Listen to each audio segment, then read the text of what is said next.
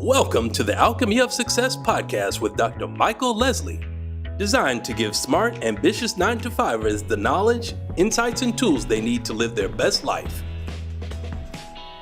Let's get started.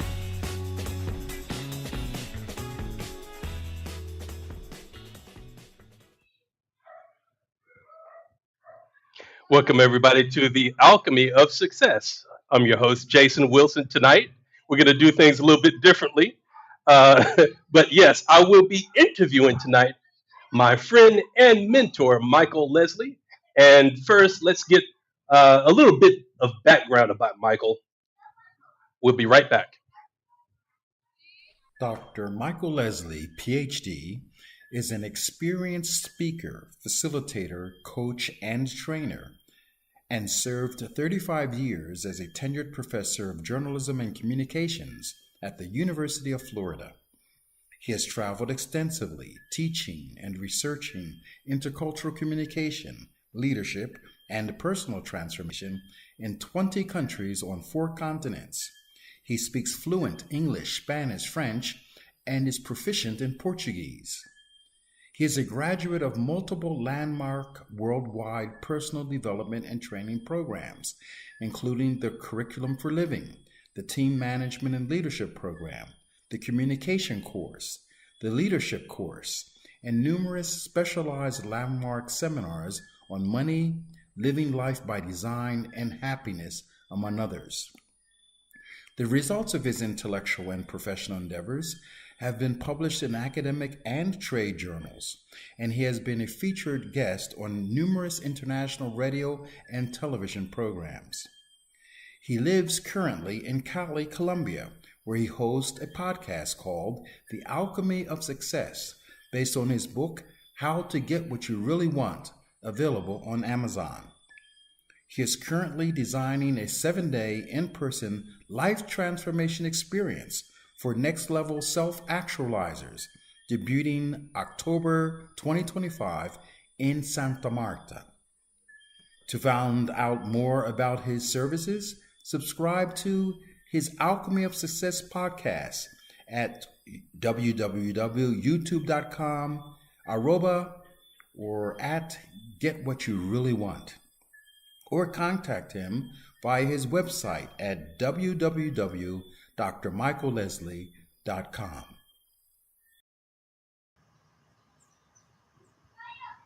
Welcome, Dr. Michael Leslie. Thank you for that wonderful introduction, Jason. It's good to be here again with you.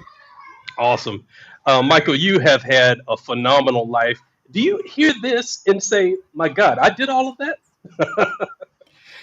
Well, actually, I'm very surprised every time I have to put together a summary of what's there that I hadn't really recognized. And it strikes me that that's what most of us do. We go through life not really knowing who we are. Maybe we're not even listening to ourselves. We're listening to what other people say about us. And so if we don't hear something sad about us, then we just sort of forget that that's part of us too. So yeah, I get surprised every time I do this. Well, I think this is a great opportunity for me. We have a lot of similarities that I saw with your life and mine, beginning with your family in Jamaica. And your grandparents immigrated from Jamaica to Cuba. So tell us about that. Did you find that a hard transition to go from Jamaica to Cuba? Well, the truth of it is that I was not in touch with the experience of my grandparents, really, until I actually went to Jamaica. So my grandparents had to leave, as all Islanders do, had to leave Jamaica for better opportunities. Right? They went to Cuba because the United Fruit Company had large plantations there. My grandfather spoke Spanish. He spoke English, so he was able to find work for an American company doing business in Cuba, right? And then when things weren't going so well for them, his children said, "Well, where's the next opportunity?"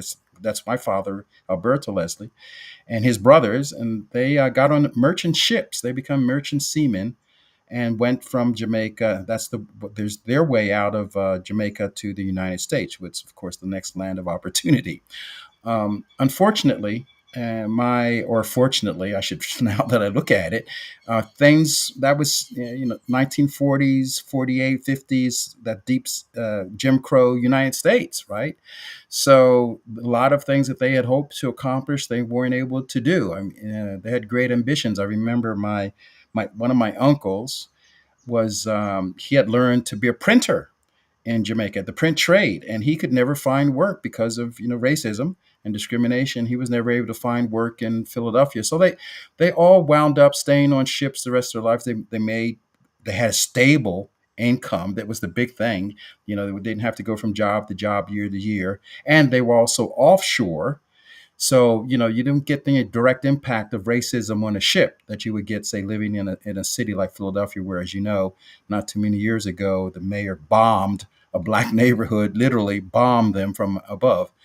And so I didn't, all of that part of being Jamaican, it didn't really, or having this Jamaican Cuban part of me, I actually tried very hard, Jason, I think, to just be like everybody else. I mean, I wanted to fit in. I guess all of us do when we're young, and I never really got to know myself as Jamaican, Cuban until my father said, "I've had enough of this," and he moved the whole family down to Mexico, Guadalajara, Mexico, in 1961. And that was where I began to feel, okay, I got some of the Mexicanness in me. I mean, I still have that today. I went to high school there, junior high school there, started college in Mexico and all of that. So this Latino part of me was fed, right? But the Jamaican piece, I got in touch with that. I started hearing from one of my Jamaican aunts, or no, she was a cousin. Well, you need to, you have Jamaican roots, and you need to go, and you need to go see. And so, and I did go, and then I was introduced to, how you all of a sudden you feel that, oh, this actually fits. I mean, these are my kind of people, if you would. Right. Yeah. I didn't feel like an outsider there. I mean, even though it wasn't Jamaican, I can't speak patois, right?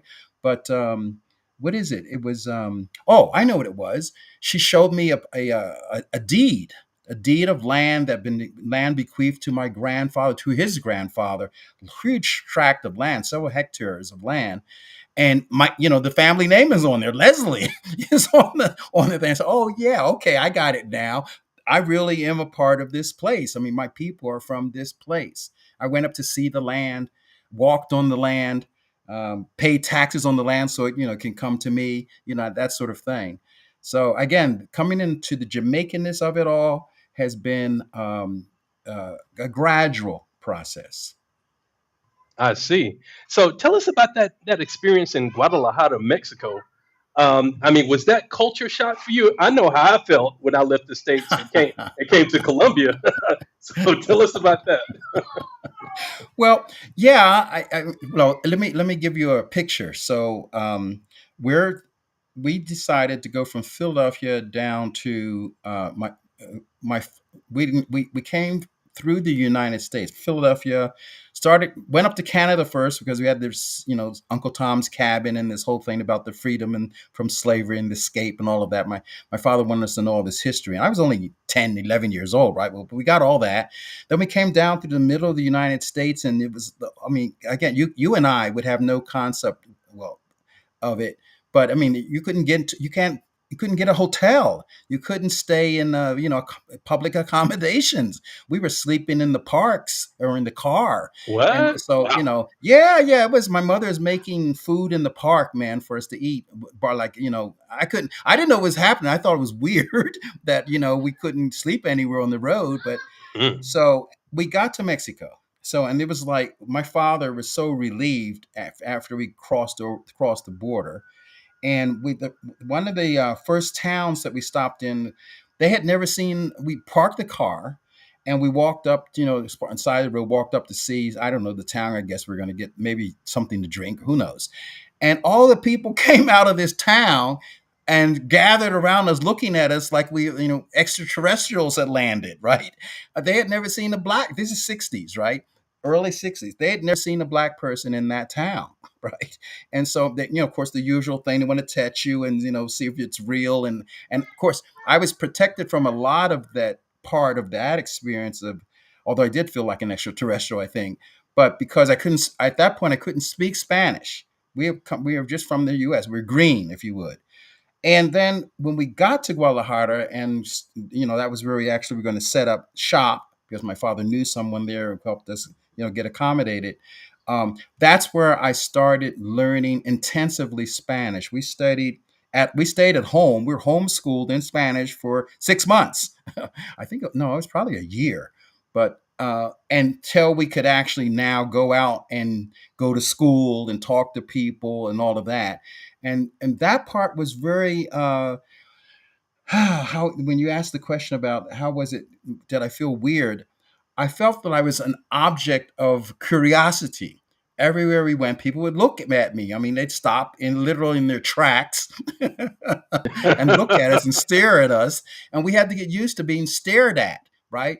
And yeah, now you're bringing that back. Yeah, that was not very comfortable that time, and that time also coincided with the racism in the US, and let's face it, racism in Latin America too, right? So it was just a weird thing. Thanks for asking that question. Man, I asked that because I'm actually living that situation here in Colombia, in this small town where I'm at. There's only 3,000 people, Michael. And so, Mm. everybody knows me, everybody knows my wife and son. And so, yeah, every place I go, hey, Jason, I mean, they know me by name. But in the beginning, though, when nobody knew me, I mean, I got stares all over the place. It wasn't out of disrespect or anything like that. Like you said, it was curiosity. Yeah, and I think I developed a kind of you I was gonna I think I'm looking to see what it was, but I became kind of defensive, I think, because I didn't want to be hurt.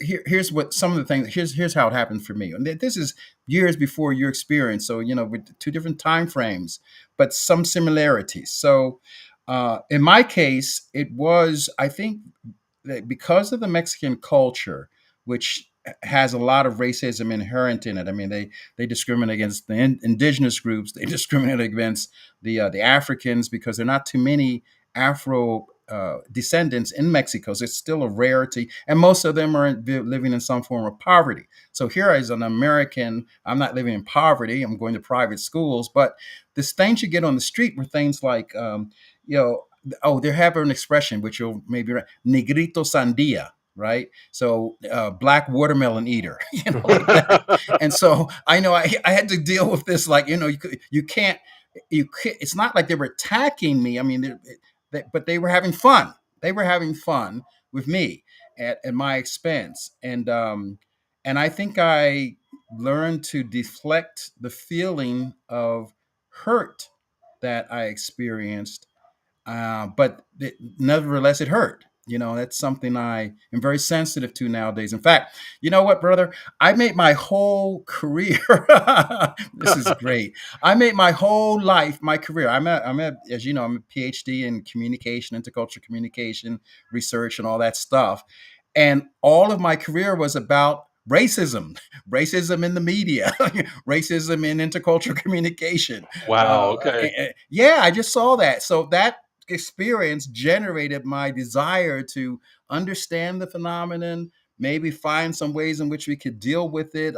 I certainly blame the media a lot for that because, American media, well, I don't need to tell you, well, with American media, all these racist things and about black people and people of color in general, and that gets transmitted. Other countries consume American media, and then they have their own media and their own traditions of They have an expression in Mexico, la rubia superior.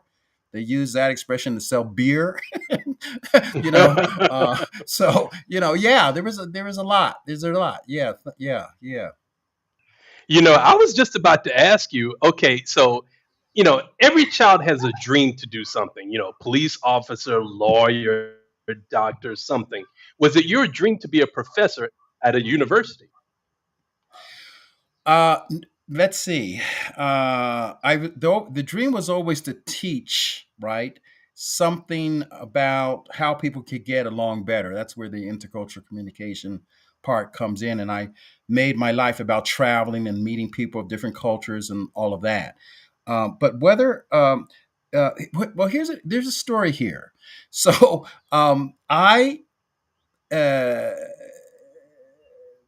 was on my way to getting a doctorate in communication when I finished all of my coursework and had written my proposal. So there was and I think I'd actually done some of the research. I did some research on Mexicans who had stood up to the United States. That seems to be timely now, and the role that media, their newspapers, played in that. And so it came time to write this up, and I just got blocked, stopped completely. I just stopped working. I mean, I opened a small newspaper. I had a lot of fun doing that. I think I had children, but I wasn't working on getting my doctorate, and I was very close to it. So I went to see this guy and a counselor, and he said, "Well, you do this thing called the Landmark Forum, which I've shared with you, and many people really had it changed my life."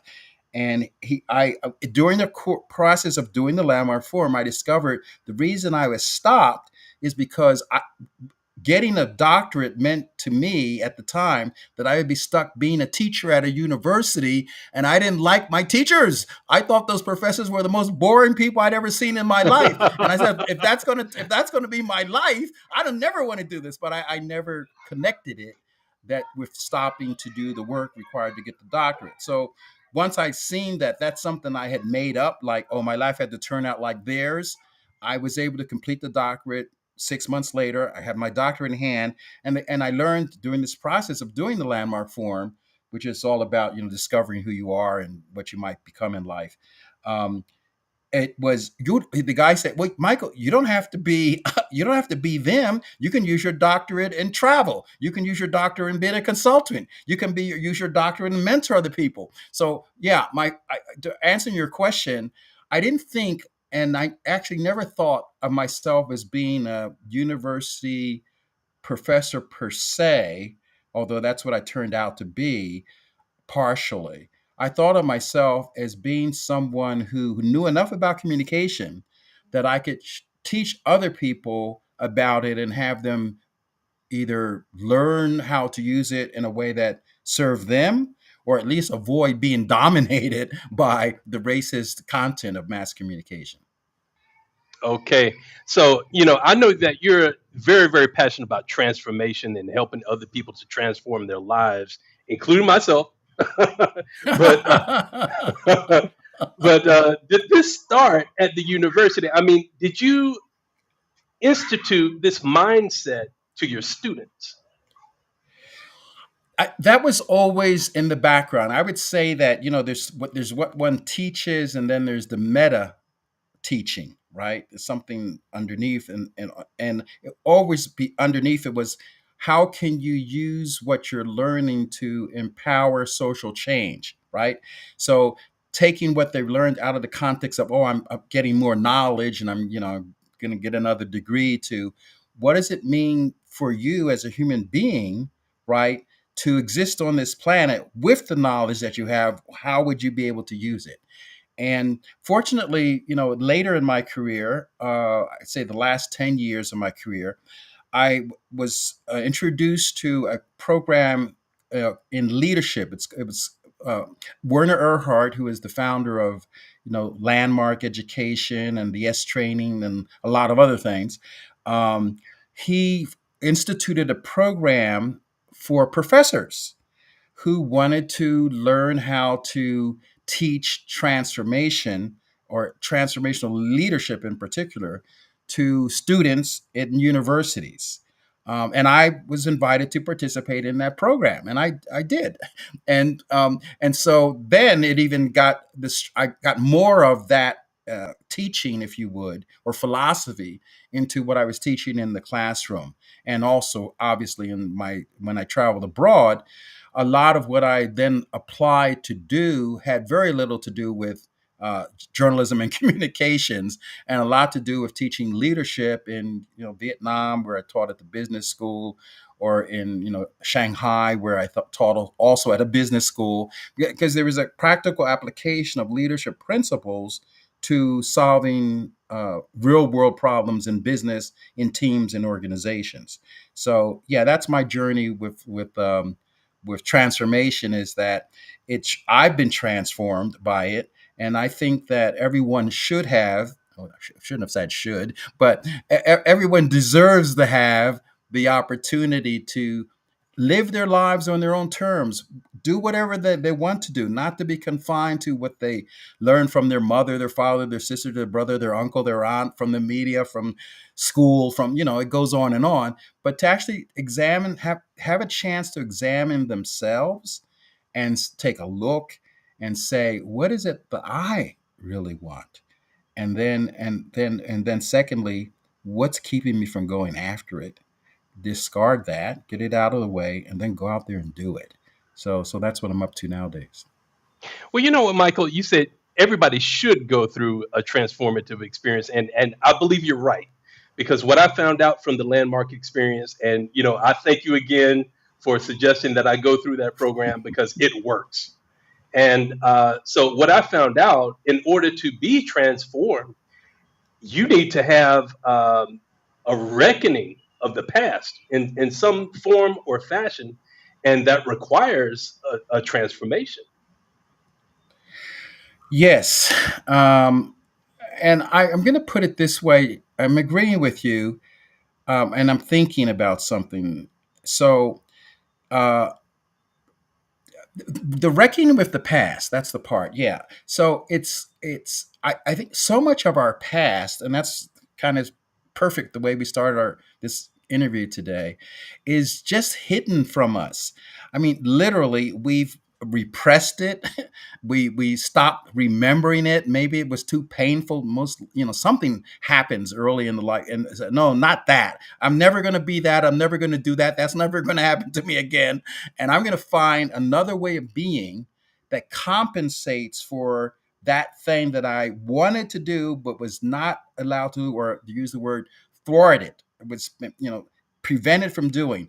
I'm going to do I'm going to try to do what I'm going to do, but I'm going to do it in some way that's not doesn't have to go through that ever again, right?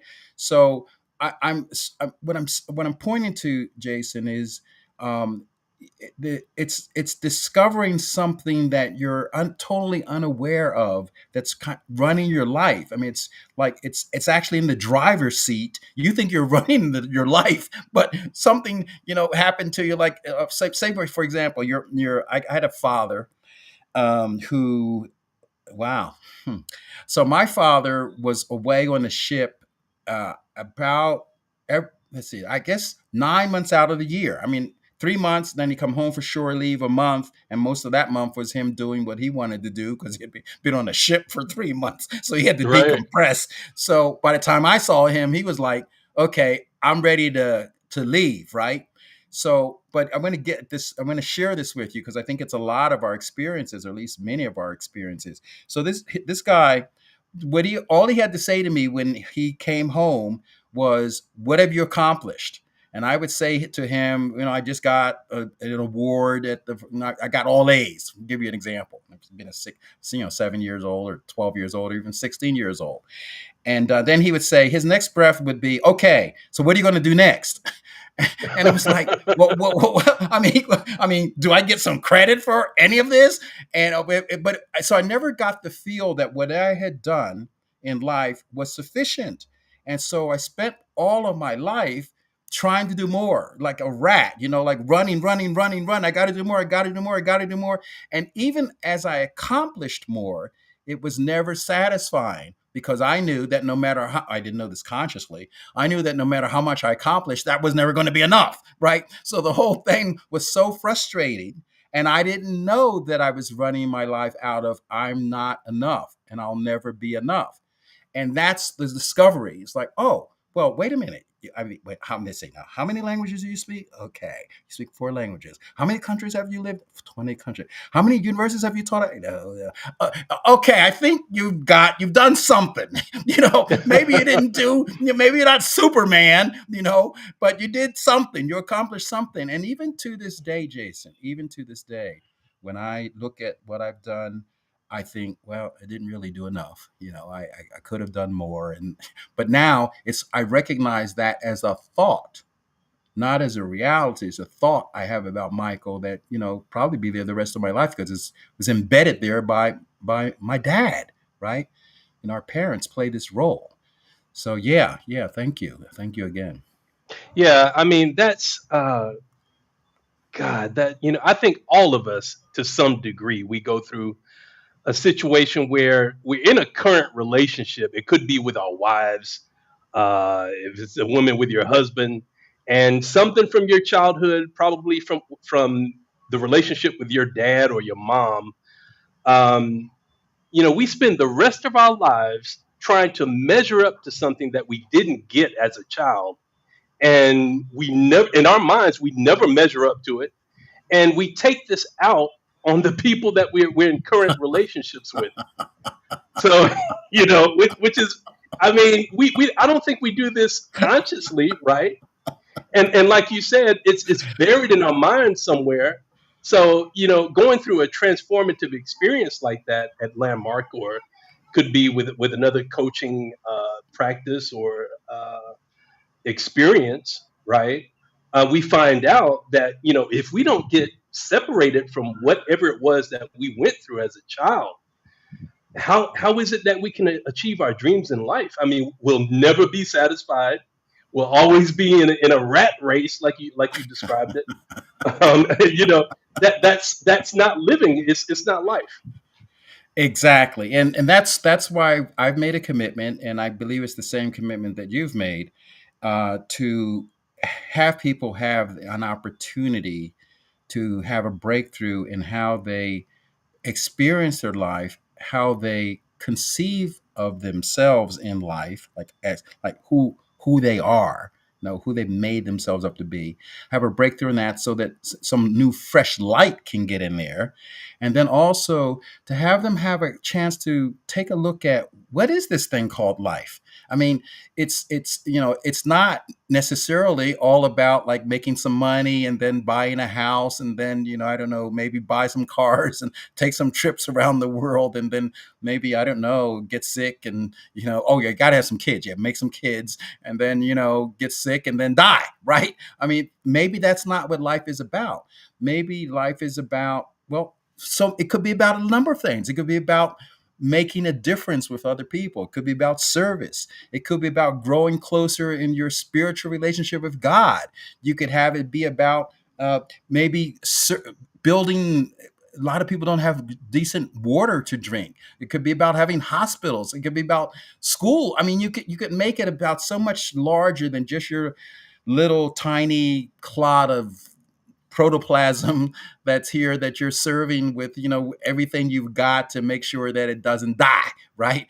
It could be about much more than that. And so I think our work, as I see it now that I'm in my senior years, I think that our work is about three things: giving people, whether it be in the form of a retreat where they can take a look, do some meditation, maybe engage in some prayer, maybe some introspective listening, right? Just listening. Can you imagine just stopping from this carousel called life, this madness, stepping off for a few days and going on a retreat and actually taking a look at yourself and saying, hey, well, who am I? Who is this person in here that's doing all this wanting and grasping and and all fearful, always worried, anxious? This is going to turn out. What is it that's going to turn out or not going to turn out? I mean, really looking. So we there's the retreat that you and I are organizing. It's coming up in October. We'll probably do something sooner, for in terms of taking a look and getting outside of their comfort zone outside of the United States, at least. Maybe that's not a comfort zone for everyone, but it's an opportunity to escape from that for a while Right. and do some looking.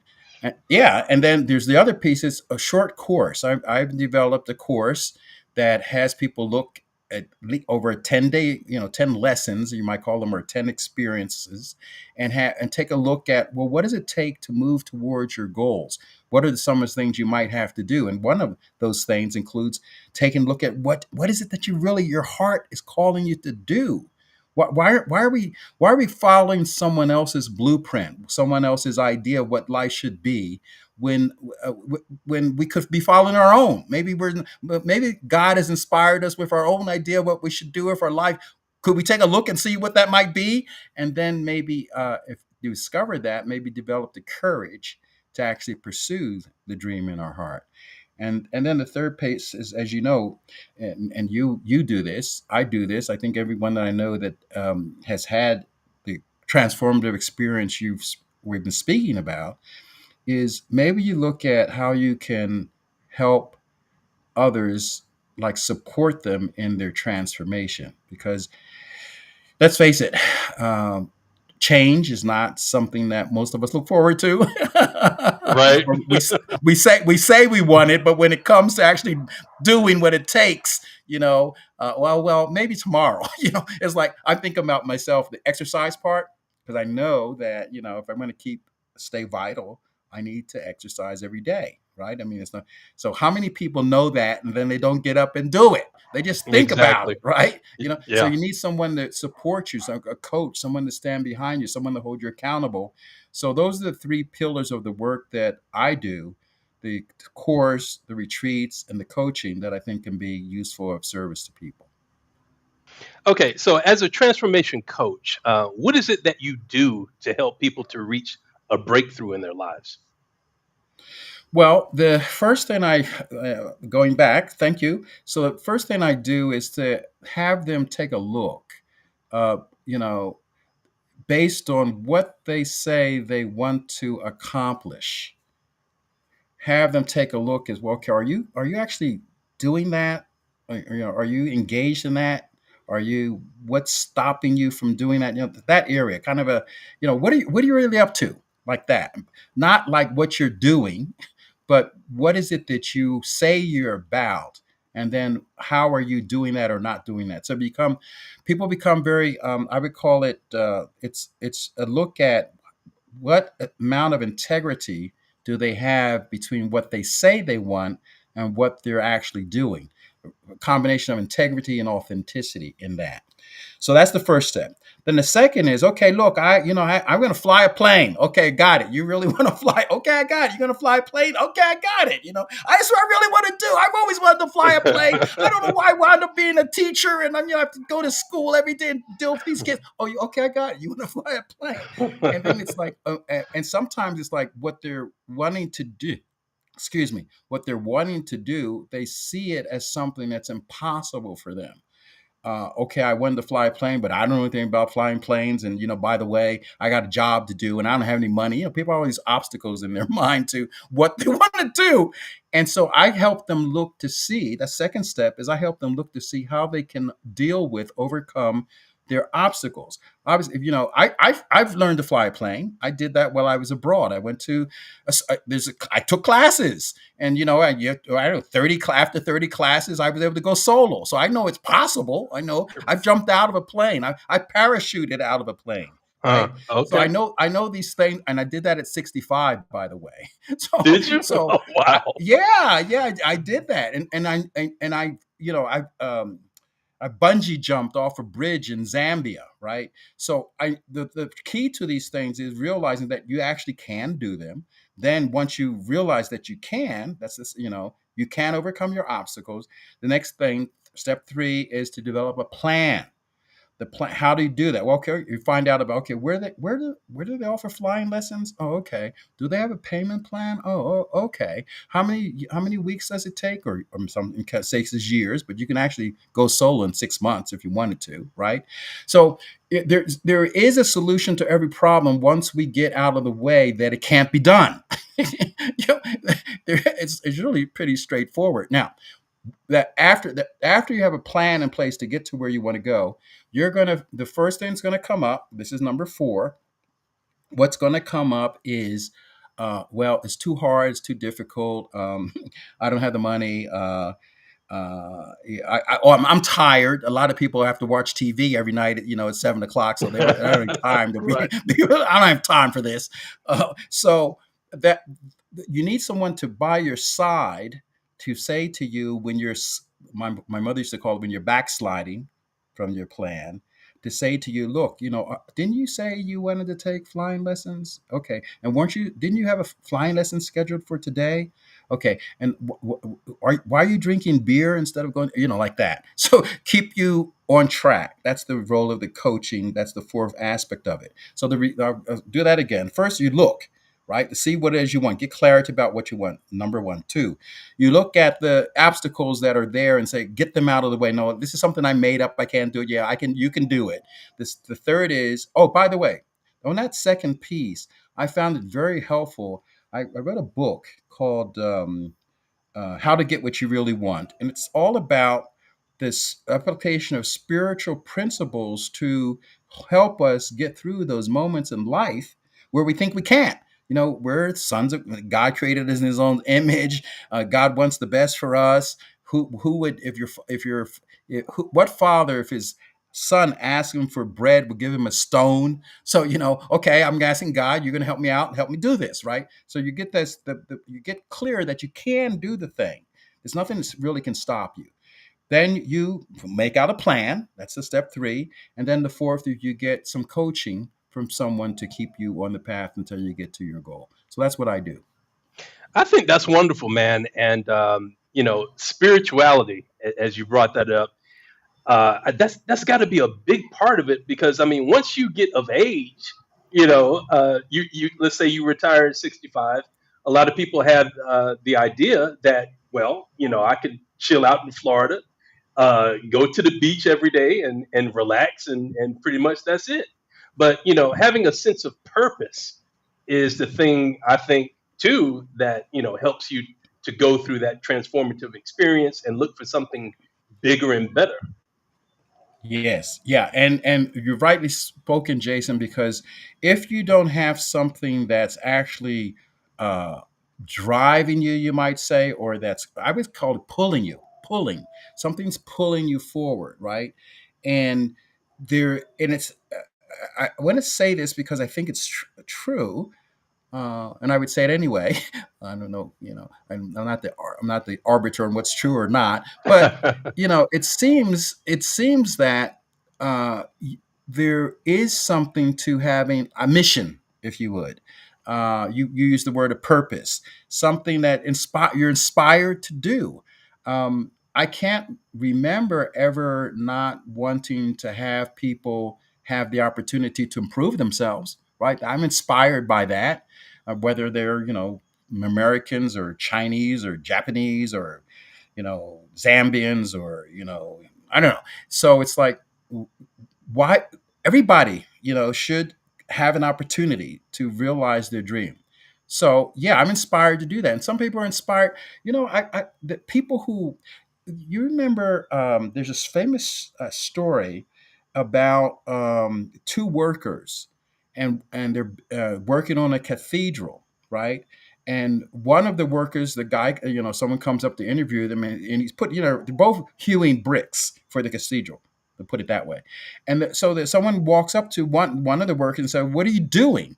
And he says, "Well, I'm chopping these blocks for to build this wall."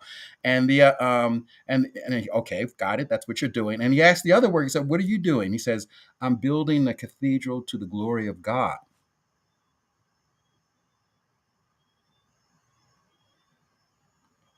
So I think the guy who's doing the work for the glory of God is probably a lot more inspired and fired up about what he's doing. Gets up in the morning, Exactly. he's ready to go. I'm going to build for God. I mean, like that. So again, I agree with you that the spiritual piece of this is very, very important, and maybe more important than many of us realize. Yeah. So along those lines too, Michael, do you see that most people they just have the wrong perspective of what life should be in general. Well, I won't. I'm going to take exception to that, um, because I don't know what. First off, I have a very big problem with right and wrong, as you know from our previous conversation. So I think people maybe are not in touch with what they like. They're not aware of. They're not as conscious of. They're not present to. That's my word. They're not present to what life could be about. Right. Because you usually run into, I know I've run into problems, let me put it that way, when it's been about me. That's where it always goes wrong. I'm hungry. I'm thirsty. I want sex. I want more money. I want. That's where things go wrong because first off, well, other people might think it's about them. So why would they want to be catering to you, right? Like that. But beyond that, there's this other thing that, uh, and I'm going to return this right and wrong thing. It's like I think of it as error, more like error. You're trying to get to here's a good example. Maybe you're pretty clear about it. You want to get to Washington D.C., right?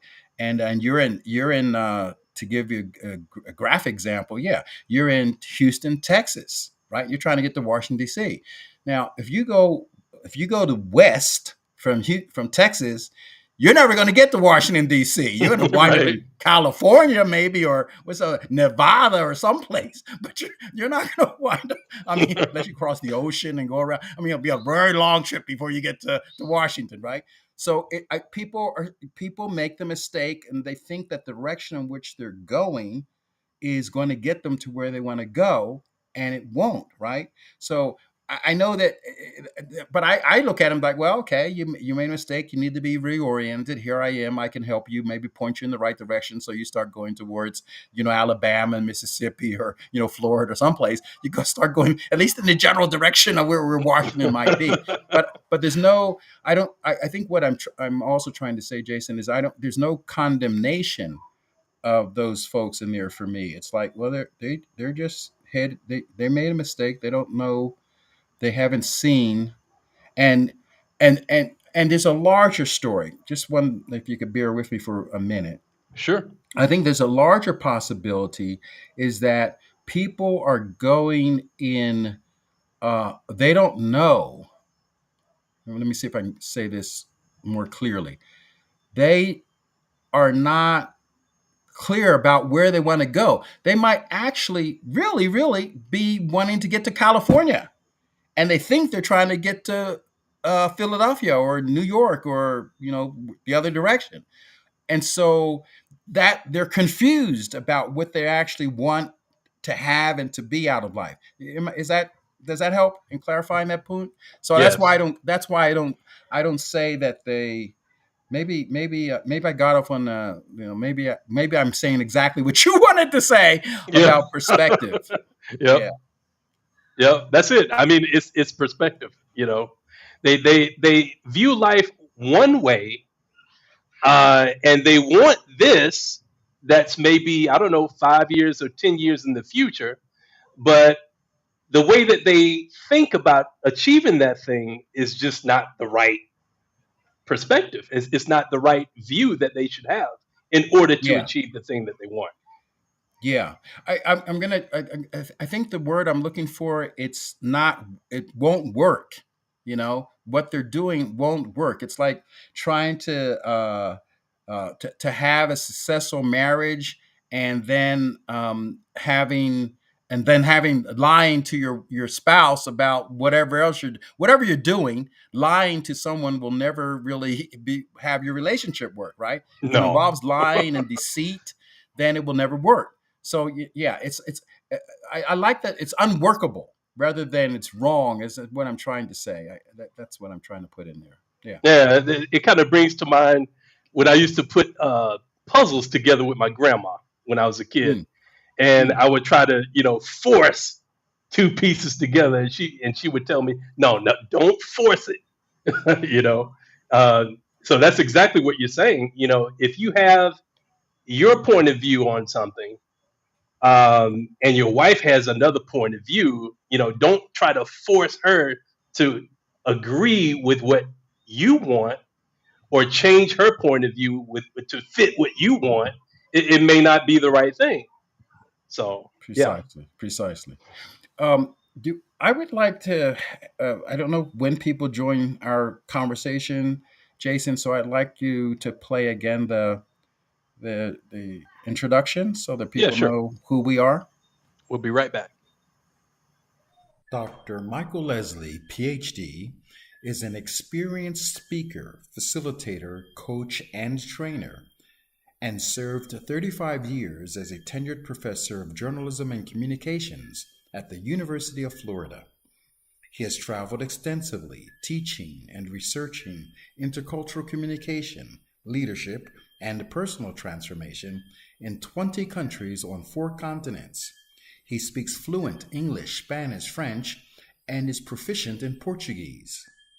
He is a graduate of multiple landmark worldwide personal development and training programs, including the Curriculum for Living, the Team Management and Leadership Program, the Communication Course, the Leadership Course, and numerous specialized landmark seminars on money, living life by design, and happiness, among others.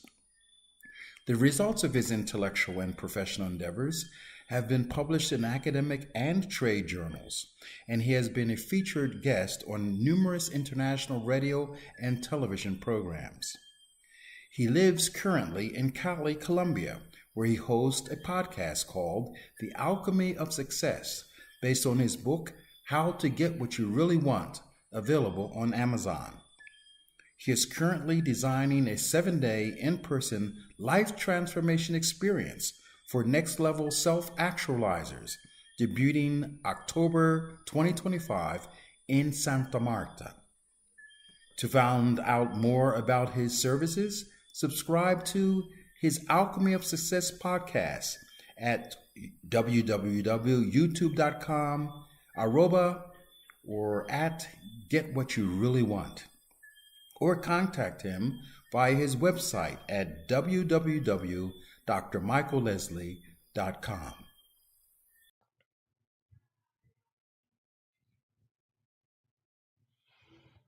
Yes, wonderful, wonderful work that you're doing, Michael. So you recently moved to Santa Elena, Colombia, and you started a new project where you're going to be hosting retreats on your own. Tell us about that. Well, there's I want to give you it's always good to give people the backstory, so to speak. So, when I was a graduate student, let's see, how far does this go back? This is one of those, dreams, right? That go back from the beginning of creation, something like that.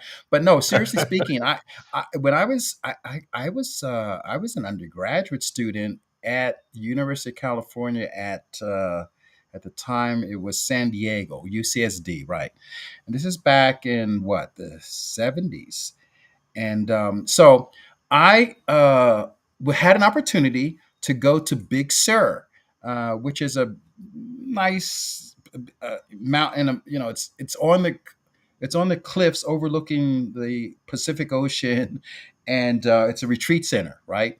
And so then they have jacuzzis and massages and hot tubs and lectures by on breathing and massage and how to become your best you and all of, and psychologists looking at how come you think the way you do. That was before I discovered Landmark. Okay. So and it was, I said, wow, this is really good. People can come here with and be healed. I mean, maybe they're in a relationship, they don't like it anymore, they're trying to get out of it, or maybe they're trying to get into one, or maybe their business isn't working and they're trying to figure out why it's not working, or maybe they don't feel so great about themselves, and so now they want to find out what's at the root of them not having high self-esteem. And you come to this place, and sometimes people would spend a week. Sometimes they would spend several weeks. Sometimes they would spend a weekend, and they would come away refreshed and ready to be, a new version of themselves. So that dream that I got, that I saw that, and I said, that's really work worth doing. I think that even actually expired my academic career too, because part of that was transformation, like transforming people's lives. So I've been looking for a long time for a place to have this retreat, to have my own retreat center, or to organize retreats, have my own retreat center, have other people who do transformational work like yourself to come and speak and help be like that. And Santa Elena, a friend of mine who has a farm and a farmhouse, pretty large tract of land, and that is suitable for doing retreats. In fact, we had a couple spend a weekend here just this last weekend. And so the idea now is to have transformational retreats here in Santa Elena, Santa Marta later in the year, different locations, Colombia perhaps, in other parts of South America, but outside the United States is what my ambition, and have people come and discover how to live their best lives. So that's what we're planning. Our retreat center here, we're refurbishing the premises, getting learning the business of, if you would, of doing a retreat, how to make it sustainable, so it's not a one-shot thing, and also meeting people who are capable of being partners with us, or I could say with me, but with us in this enterprise of human transformation. So that's what I'm doing in Santa Elena. I expect to be able to have this available also to Colombians, right? Who are, because we're all human beings having a human experience, wanting to have our lives be great. So that the dream is to have it be an international center. People come from abroad. They come from all walks of life. They come from different, racial, cultural, economic, all kinds of backgrounds, and they get a chance. They have an opportunity to take a look and to see what it is they really want and how they can have it. I think that's amazing. I mean, you're living your dream. That's I mean, you are a transformation coach. Well, I accept that. I accept that. I was asked by a mutual friend of ours, Jason, the other day. He says to me, "Well, how should practically?" He was saying, "Well, how do you want to be addressed?" So I could say, "Well, His Royal Highness," or I was thinking, I liked for a long time. I liked the word. Not for me, but I like the way it's applied to other people. Guru, that's a nice one. They called me that when I was teaching in India. They would say me Guru Leslie. Oh yeah. But yeah, it was very interesting. But what I think would work now is, which is what I'm doing, as you rightly put it. I like to think of myself as an alchemist. An alchemist is someone who brings materials together that are maybe not, and help and refines them, or help someone refine themselves so they can be what they want to be, right? So I call myself an alchemist nowadays. That's how I think of myself. Awesome. So tell us, who are your ideal clients? I mean, are these nine to fivers? Are these people that have retired? Who are you looking Yeah, to help?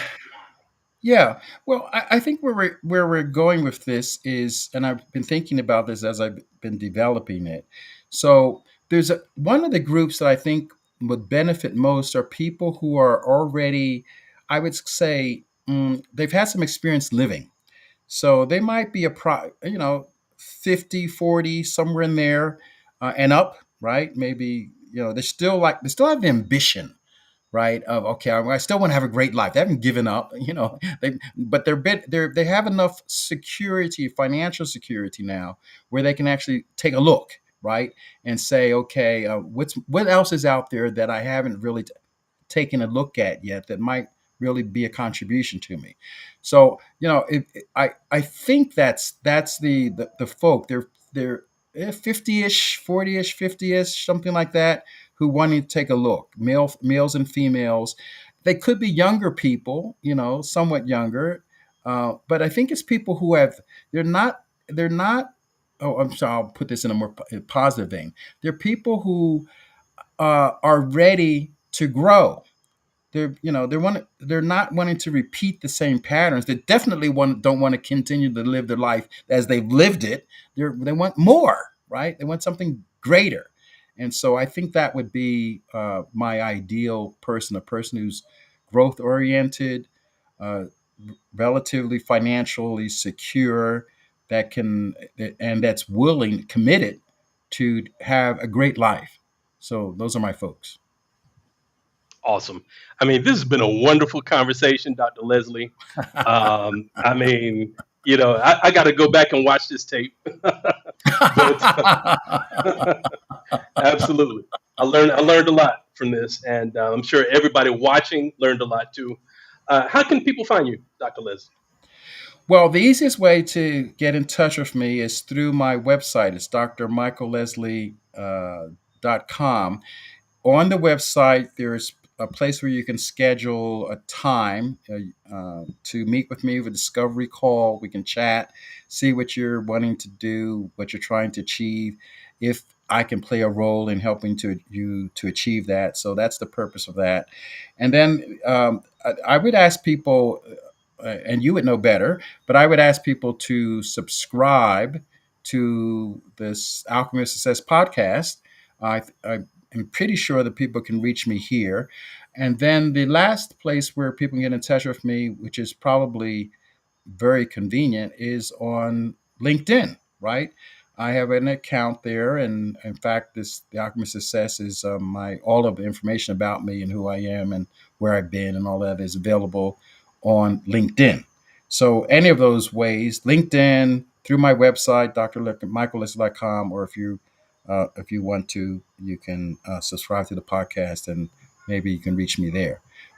Or is there another way they can reach me, Jason? You're the man. So have I I left out mean, anything? well, this is going to be here on LinkedIn. It's on YouTube. It's on Instagram, Facebook, Spotify, Amazon Music, and also Apple Podcasts. Ladies and gentlemen, you can find this everywhere.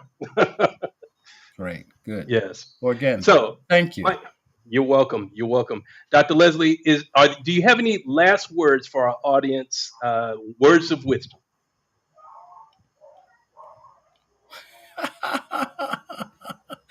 Now I've become a wise man. Huh? Yeah,